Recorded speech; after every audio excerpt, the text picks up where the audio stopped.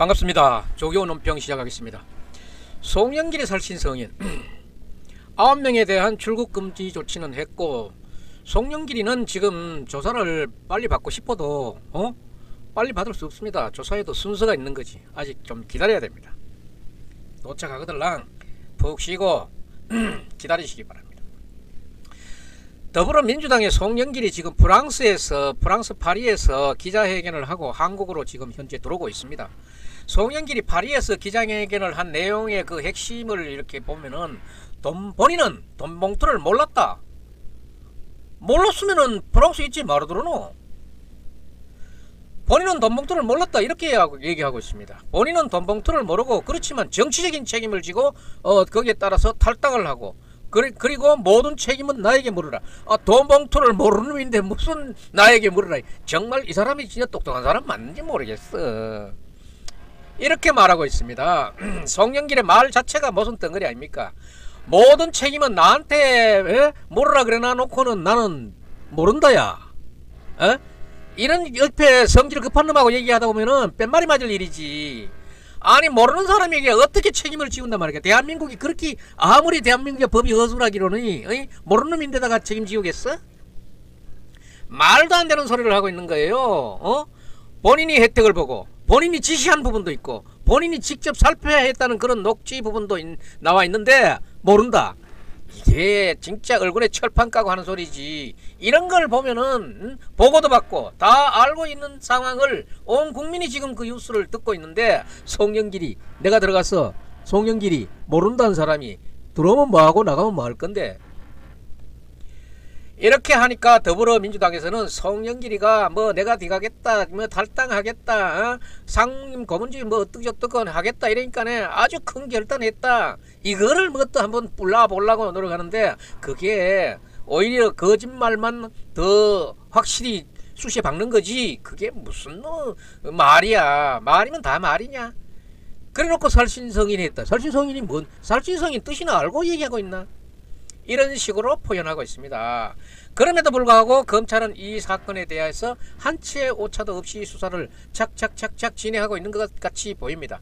이 건과 관련해서 돈 봉투의 핵심 인물들에 대해서 출국 금지 조치가 지금 내려지고 있습니다. 이관성이나 윤관성이나 이성만 의원을 포함해가지고 송영길 전 보좌관 등 이렇게 해가지고 9명에 대해서 출국 금지 조치를 지금 내렸습니다. 이 사건에 대해서 말맞추기라든가 증거인멸, 해유, 증거인멸 이런 것이 있을 수 있다고 보고 검찰은 신속하게 이런 조치를 해가면서 수사를 하고 있는 겁니다. 거기에 대해서 영장이 기각된 강내구에 대해서도, 강내구 그 사람에 대해서도 영장을 추가로 다시 청구하겠다 한 그런 발표를 하고 있어요. 그러니까 검찰 수사는 확실하게 진행되고 있다 이렇게 보면 되겠습니다. 더불어민주당의 돈봉투 돌린 사건은 전과 후가 분명하고 목적이 분명하고, 그리고 돌린 사람이 다 파악되고 있고 그들의 육성 녹음이 있기 때문에 검찰은 이들에 대한 처벌은 자신하고 있는 거예요. 이 정도 됐는데 자신 안 하는 또 검사가 어디 있겠노? 이 검찰은 2021년 4월 10일에 있었던 강내구 씨하고 이정근 씨가 통화했는 그 부분에 굉장히 주목하고 있는데, 여기에 녹음에서 나오는 부분인데, 영길이 형이라는 말이 꼭 나오는 거예요. 영길이 형은 송영길을 얘기하는 겁니다. 영길이 형이 그러더라가. 안 그래도 내가 조금 처리해 줬다. 더 열심히 하라고 이렇게 응원도 해줬고, 영길이 형이 어디서 구했는지 모르겠지만은 많이 처리했다더라. 돈을 뿌렸다더라는 얘기지, 많이 처리는. 이런 녹음들이 나오고 있습니다.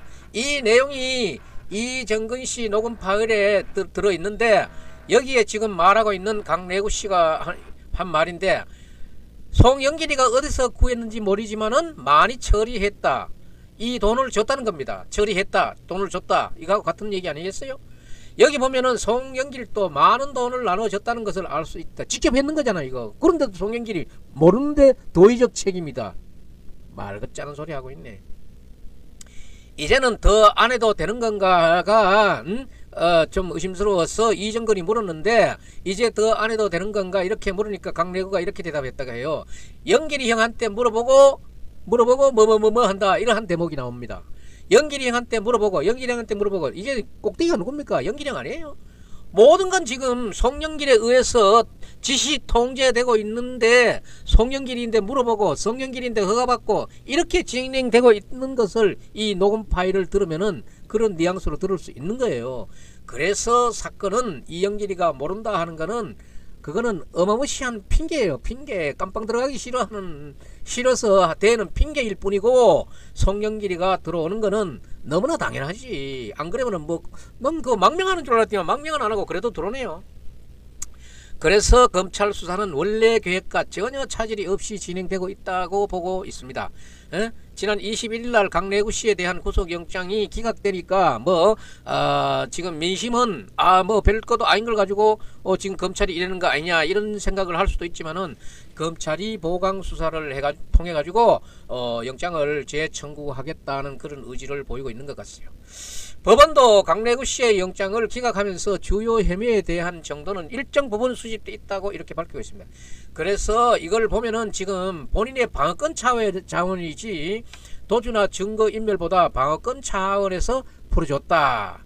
참 이제는 이거는 증거인멸이 더 우선시 돼야 할 일 것 같은데 방어권 차원의 재판부는 보고 있는 것 같습니다. 어쨌든 이 영장을 기각한 판사도 기본적으로 지금 이 사건에 관련해 가지고 더불어민주당 진영에 아주 유리한 판결을 결정했다는 그런 비판에 받고 있는 그런 상황이에요. 이 판사가 호남 출신이라는 이유 때문은 아니고 영장 실질심사를 받는 판사들은 김명수 지금 영장 실질심사하는 판사들은 거의가 김명수 대법원장이 지금 곳곳에 배치해 놓은 그런 인사들로 의심받고 있는 거예요. 자기 진영의 인물들은 자기 편으로 생각하고 이렇게 하는 게 아닌가 하는 그런 의혹도 지금 불러일으키고 과거에 이런 애들도 있었기 때문에 지금도 그런 의심을 받는 거예요. 더불어민주당 쪽에 있는 사람에게는 영장을 기각하고 국민의힘 쪽에 있는 영장에 대해서는 영장을 발부하는 오비일학 같은 그런 일들이 일어나고 있으니까 이 건도 그렇게 생각되는 거예요. 어쨌든 그럼에도 불구하고 검찰은 계속해서 강래구 씨를 비롯해 가지고 수사를 계속하고 있다고 이렇게 지금 순간순간 뉴스가 나오고 있습니다. 그런데 이 한 법조인의 이야기를 들어보면은 이번에 강래구 씨의 영장이 기각된 것을 가지고는 강래구 씨가 최고 윗선이 아니기 때문에 이거는 뭐 그런 취급을 받는 게 아닌가. 그래서 법원이 영장 발부에 부담을 느꼈지 않았을까 하는 그런 얘기도 나오고 있어요. 그러니까 여기에 핵심 인물이 아니라는 겁니다. 핵심 인물은 돈을 직접 받았는 국회의원들, 돈을 받은 국회의원들, 그리고 이걸 지시한 송영길, 이런 사람들을 이제 최고 윗선으로 보는 거예요. 그래서 윗선에 대한 영장 청구가 된다 그러면은 법원이 다른 결론을 내릴 것이라 이렇게 추측하는 거예요. 검찰은 또 2021년도에 민주당 전당대회 때 살포됐던 의혹이 있는 돈 9,400만원 가운데 7천만원이 송영길 후보의 보좌관 박씨를 통해서 전달됐다는 점을 주목하고 있습니다. 여기 보좌관 박씨가 바로 이재명의 핵심 측근으로 분류되는 인물이거든요. 그러니까 이재명과 송영길은 같이 연결되어 있는, 그래서 이게 한몸이다, 이런 지적을 받고 있습니다. 이런 의혹을 받습니다. 이런 가운데 6천만원은, 그러니까 7천만원 중에서 6천만원, 이거는 보좌관 박씨와 이 정근을 차례로 거쳐서 윤관석 의원에게 넘어가는 게 아닌가 추측하고, 윤관석 의원이 이 돈을 받아서 현역 의원 10여 명에게 돈을 준 게 아닌가 이렇게 보는 거예요. 당시 이정근이가 윤관석 의원에게 돈을 전하면서 보좌관 박씨에게 전달했음을 메시지로 보냈는 게 이게 캡처가 되어 있는 거예요. 이게 증거로. 이런 걸 보면은 이미 증거는, 검찰의 증거는 차고 넘친다. 이 차고 넘친다는 얘기가 수사할 때마다 많이 나오네요. 검찰은 사건에 대한 수사를 신속하게 진행하고 있고 최종 마무리는 송영길로 보고 있는데, 송영길뿐 아니라 정치적으로 보면은 보좌관 박씨가 이재명의 최측근이에요. 측근이면은 이재명과 송영길 쪽으로 가고 있는 거예요. 이재명도 여기서부터는 이제 이재명이 합류가 되는 것 같아. 예, 이재명이 빠져나오면 괜찮은데 이재명은 다른 것만 해도 많은데 이거까지 겹쳐진다 그러면은 참 곤란해지겠다.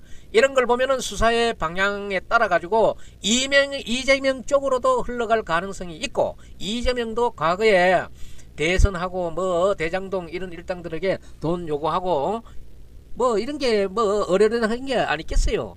정진상과 김동을 통해 가지고. 그렇게 보면은 여기에 돈 봉투가 강래구 씨나 이정근 씨를 통해서 조성한 봉투 외에 대장동 일당에게 돈이 넘어간 거는 없을까? 이런 게 이런 것들을 검찰이 들여다보면서 새로운 사실이 나오지 않을까, 그렇게 보여집니다. 검찰은 보좌관 박 씨를 먼저 소환한 뒤에 윤관성과 이성만 의원 등이 이 사건의 피의자로 차례로 불러들여서 조사를 할 것 같고, 그래서 법조계에서는 검찰이 송영길 대표는 맨 마지막에 조사할 것으로 보이는데, 이 수순이 지금은 아마 이렇게 좀 그려지는 것 같아요. 돈을 주고 돈을 모으고 이래 핵심으로 일했던 이 정근이가 구속도 있기 때문에, 그래서 강래구 씨도 곧 영장이 다시 청구가 되면은 어떻게 될지 이것도 궁금하고, 그 다음에 윤관석이나 이성만 의원도 그 다음에 돈을 받은 사람들을 불러가지고 지금 또 뭐 이정은 이외에도 지금 영장 쳐야 될 사람들이 있지 않겠습니까? 그렇게 해가지고 한다 그러면은 더불어민주당은 사실상 이 돈봉투 사건이 지금부터 이제 수사가 시작된다고 보면 돼요. 시작된다고 보고, 송영길이 의기양양하게 민주당이 얘기하는 살신성인의 정신으로 들어오긴 들어왔지만은 자기가 할 일이 뭔지 모르겠어. 자백하는 일뿐이지 뭐 내가 모른다 그따위 핑계 대해서는 국민들의 그 지탄을 더 받을 수밖에 없는 거야. 검찰은 송영길을 그렇게 볼 생각이 없을 것 같아요. 모른다 소리를 들어주지를 않을 것 같다 이 말이야.